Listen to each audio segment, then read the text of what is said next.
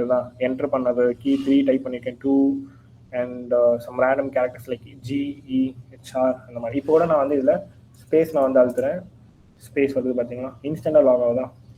So இதுதான் வந்து key logging attack சொல்லுவாங்க.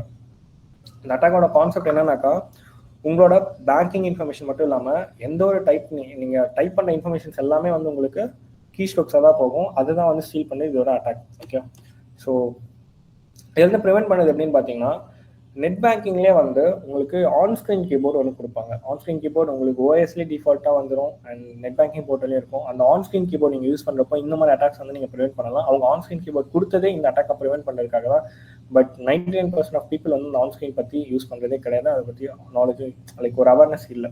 So if you guys are going to do some net banking stuffs, please use onscreen keyboard. உங்கள் computer hack ஆகிடுன்றது உங்களால் identify பண்ணுறதை விட இந்த மாதிரி நீங்கள் ஒரு அவேராக நீங்கள் யூஸ் பண்ணுறப்பே நிறைய டைம் வந்து நீங்கள்